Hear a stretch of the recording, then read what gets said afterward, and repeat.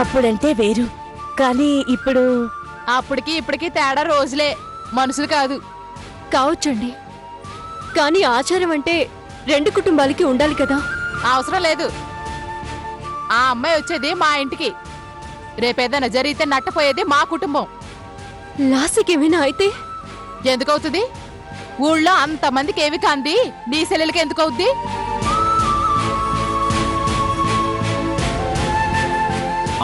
అంటే గవర్రాజు పెద్ద కూతురు తగలబడిపోయింది కదా, ఆ విషయం వీళ్ళకి తెలిసిందేమో.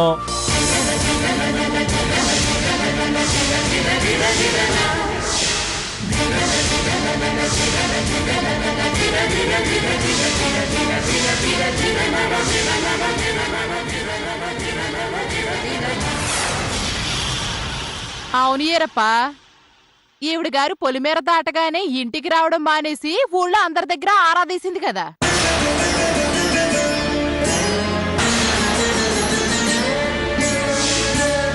ఆ అమ్మాయి ఏదో తప్పు చేసింది, అందరి విషయంలో అలా ఎందుకు అవుతుంది? మాటలు అనవసరం.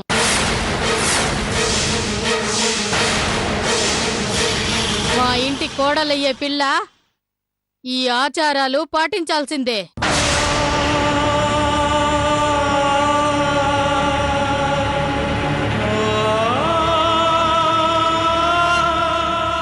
మీరు చెప్పినట్టు చేస్తే చాలు కదా, నేను చేస్తాను.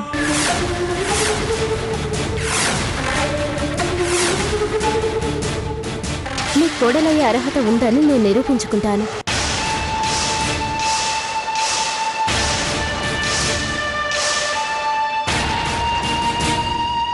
శభాష్, తలదించుకునే ఆడవాళ్ళు నాకు నచ్చుతారు. ఇదిగో అమ్మాయి, పెదచ్చంతో అయిపోదు. అక్కడున్న ఆత్మజ్యోతిని ఇంటి వరకు ఆరిపోకుండా మోసుకురావాలి. ఇంట్లో ఉన్న దేవుడి ముందు ఆ దీపాన్ని ఉంచాలి. దీపం సేజారినా కొండ ఎక్కినా నువ్వు అర్హత కోల్పోయినట్టే. కోడలు చేసుకోవడం ఇష్టం లేదని ఒక్క మాట చెప్తే సరిపోతుంది కదా. ఇంత స్టోరీ చెప్పాలా? చక్కు, ఏమిటా మాటలు? నోరు మూసుకో. లేకపోతే ఏమిటి పిన్ని, గాల్లో దీపం పెట్టాలంట, అది ఆరకూడదంట. చూడండి, వంట చేసినప్పుడు కాలిందనుకోండి మంట అంటారు, అదే నిప్పుల్లో నడిచినప్పుడు కాలిందనుకోండి మొక్కు అంటారు. దీపం ఆరిపోకూడదని శివుడాజ్ఞుంటే సుడిగాలొచ్చినా ఆరదు. ఆ అదృష్టి అమ్మాయికి లేకపోతే అద్దాల మేడలో దీపం వచ్చినా అది ఎలగదు.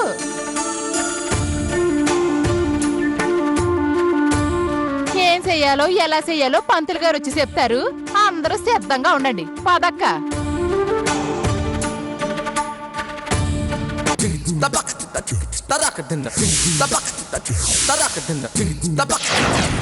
ఇలారా సింధు, సిద్ధంగా ఉండండి అని చెప్తోంది.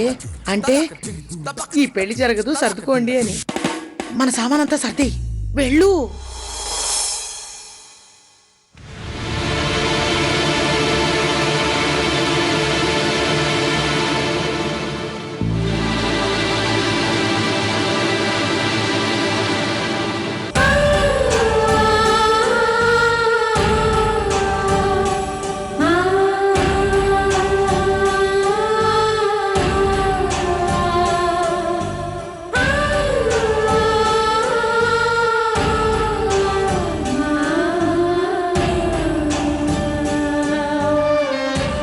మాట్లాడేంటి నాన్న? అసలు అదేం ఆచారమో అర్థం కావడం లేదు. వీళ్ళకి పెళ్లి ఇష్టం లేదని అర్థమైపోయింది. అందుకే ఇలాంటి అర్థం పర్థం లేని కండిషన్స్. అందరూ చేశారని చెప్తున్నారు కదక్కా, నేను చేస్తాను. అందరూ వేరు, నువ్వు వేరే.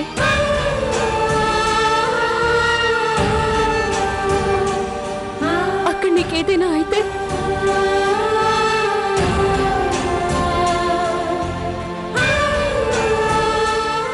సమస్య ఆచారం కాదు, మన గ్రహచారం.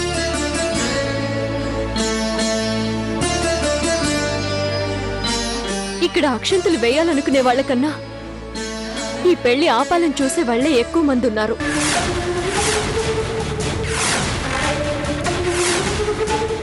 నాన్న, వెళ్ళి ఈ ఆచారం వద్దని చెప్పేద్దాం.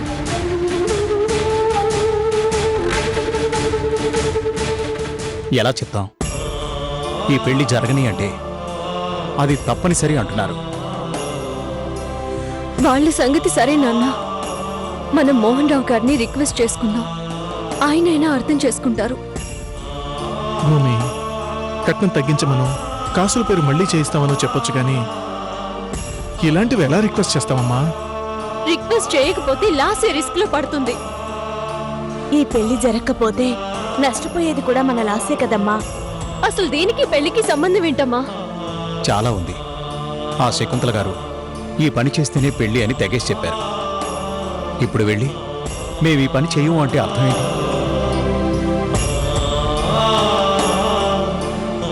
అమ్మ భూమి, నీ బాధ నాకు అర్థమవుతుంది. కానీ కష్టమైన ఈ పని చేయక తప్పదు. కష్టం వస్తే తట్టుకోవచ్చమ్మా, కానీ నష్టం వస్తేనే పూడ్చుకోలేము.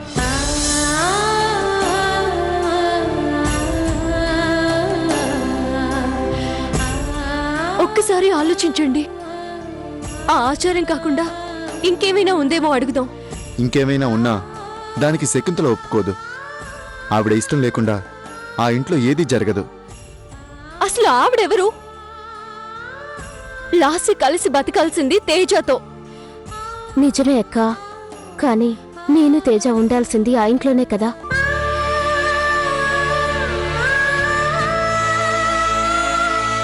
ప్రేమించేటప్పుడు తేజాకి నచ్చితే చాలు. కాపురం చేయాల్సి వచ్చినప్పుడు ఆ ఇంటి మొత్తానికి నచ్చాలి.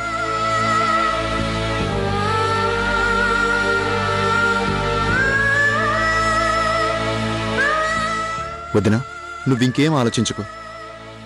ఎలా జరగాల్సింది అలా జరుగుతుంది. అలాంటప్పుడు మనకిష్టం లేనట్టు ఎందుకుండాలి?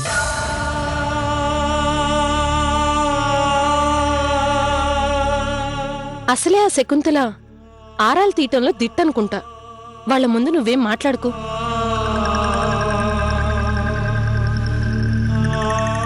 అక్క, ఆ రిస్క్ తీసుకునే నేనే మామూలుగా ఉన్నాను.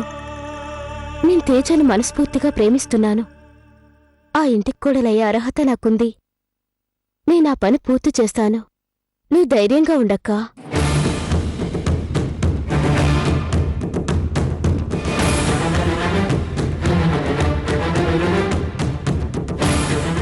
సరే, వెళ్ళడానికి కావలసిన ఏర్పాట్లు చూడండి.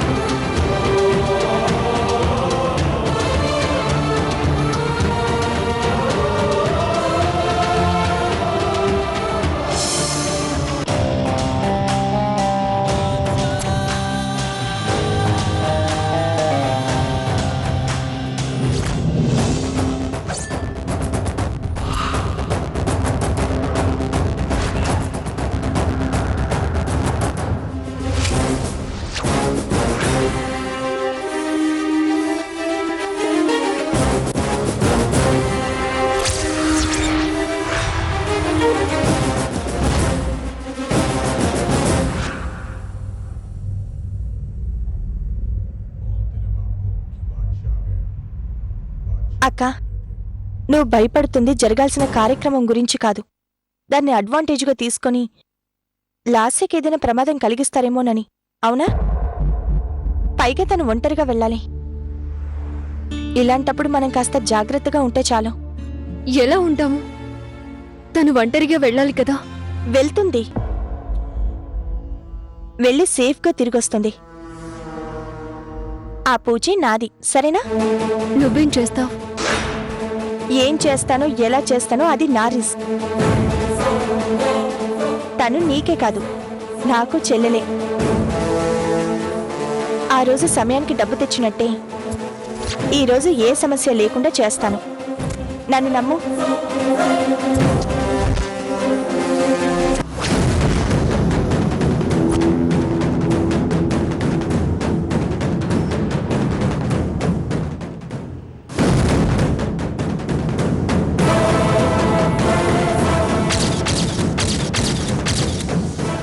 నువ్వు ధైర్యంగా ఉండక్క, నేనున్నాను కదా.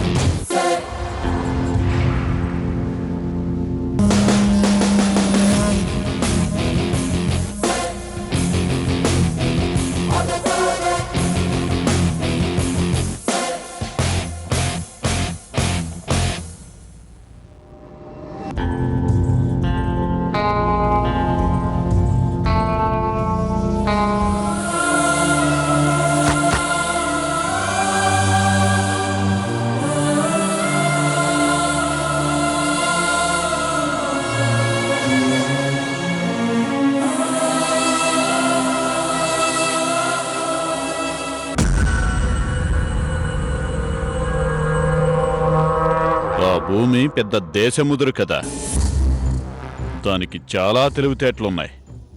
మరి లాస్యని గుడికి పంపడానికి ఒప్పుకుంది. ఒప్పుకోక ఏం చేస్తుంది? పక్కనుంది ఈ చైత్ర కదా. అంతేకాదు, దొంగ చేతికి తాళాలిచ్చినట్టు వాళ్ళ చెల్లెలి కాపాడే విషయంలో కూడా ఆ బాధ్యత నా మీద పెట్టింది. భూమి అంత త్వరగా ఎవరిని నమ్మదు, అది చెల్లెల విషయంలో. ఇప్పుడు నమ్మడం తప్ప వేరే దారి లేదు కదా. నమ్మినట్టు నటించిందేమో. నటించింది నేను, నమ్మేసింది తాను. అందులో డౌట్ లేదు. ఇప్పుడు నేనేం చేయాలో అది చెప్పండి. అది ఒంటరిగా టెంపుల్కెళ్తుంది కదా, అక్కడ ఏం జరిగినా ఊరి దృష్టిలో బ్యాడ్ అవుతుంది. మనం చేసే క్రైమ్ ఆచారం అనే అకౌంట్లోకి వెళుతుంది.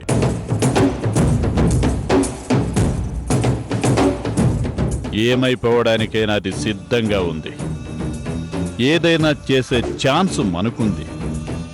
ఈ అవకాశాన్ని వాడుకుందాం.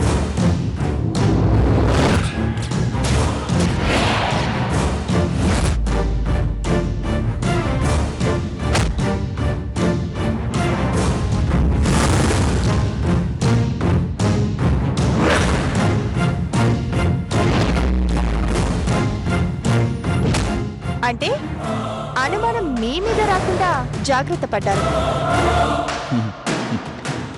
ఈ అవమానాలు అనుమానాలు నాకేం కొత్త కాదు, కానీ ఈ ఛాన్స్ మిస్ అయితే అది మిస్సెస్ కాకుండా ఆపలేం. అందుకే మిస్ చైత్ర, ఈ ఛాన్స్ మిస్ చేయకు.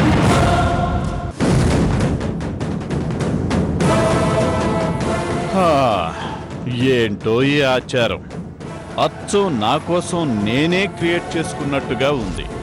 బ్యాడ్ టైంలో ఆ గాడు బాగా హెల్ప్ చేస్తున్నాడు నాకు.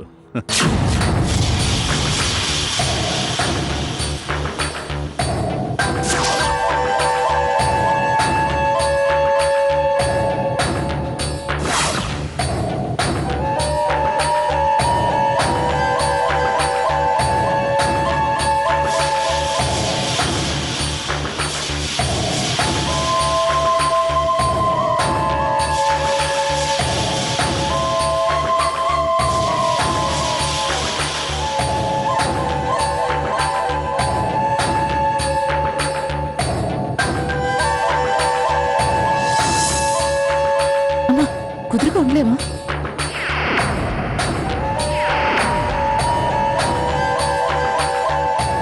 సూర్యాస్తమయం లోపల ఆ అమ్మాయి ఇంటి నుంచి బయలుదేరాలి.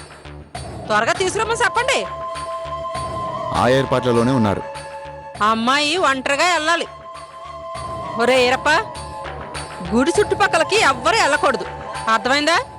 ఊరందరికీ చెప్పావుగా? దండోరా వేయించి మరీ చెప్పారమ్మగారు. త్వరగా రమ్మని చెప్పండి. రెడీ చేస్తున్నారని చెప్పారు కదమ్మా. ఒరేయ్, ఇది నీ కొడుకు పెళ్ళే కావచ్చు, ఇది ఊరందరి ఆచారం. అన్నీ సవ్యంగా జరగాలి. సింధు, ఇదంతా చూస్తుంటే నీకేమనిపిస్తోంది? ఆది ఈ ఊర్లో పుట్టినందుకు సంతోషంగా ఉంది. పాపం బలిచ్చే మేకని రెడీ చేస్తున్నట్టు లేదు.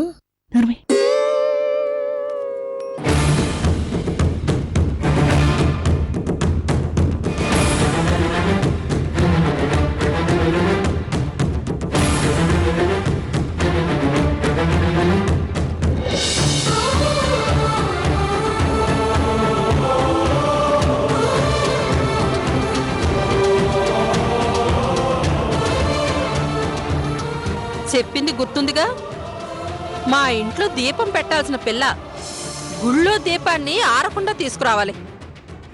నువ్వేంటమ్మా అలా ఉన్నావు? ఈ తతంగం అంతా ఇష్టం లేనట్టున్నావు. అబ్బే అదేం లేదండి, కాకపోతే లాసే కాస్త టెన్షన్గా ఉంది. హ్మ్, సమాధానం అక్కడి నుంచి వచ్చిందంటే అప్పుడే విషయం అర్థమైంది. ఎవరికి ఇష్టం ఉన్నా లేకపోయినా ఈ కార్యక్రమం జరిగి తీరాల్సిందే. అది చేస్తాం మేడం, మాకేం కావాలో అది చేస్తున్నాం. లాస్య జాగ్రత్త. అప్పగింతలకి ఇంకా చాలా టైం ఉంది గాని ముందు గుడికి పంపించండి. ఆచారం. పదండి. పదా.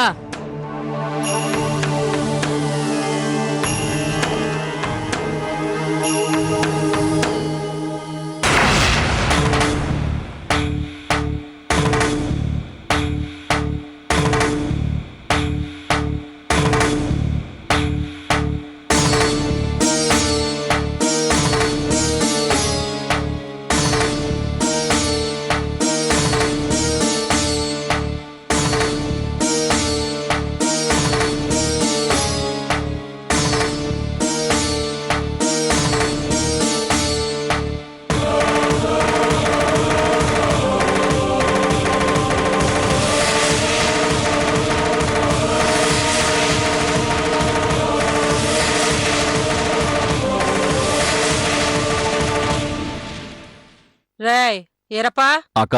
ఆ అమ్మాయి బయలుదేరింది, వెళ్ళి పంతులకు చెప్పు. అలాగే అక్క.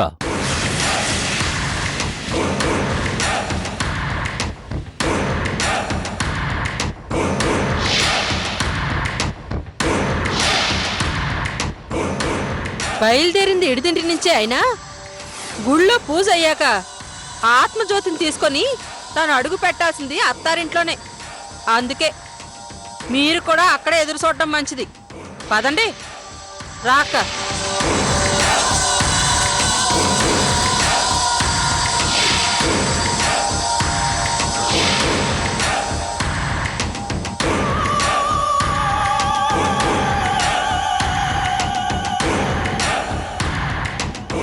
భయపడకు, నేనున్నాను కదా.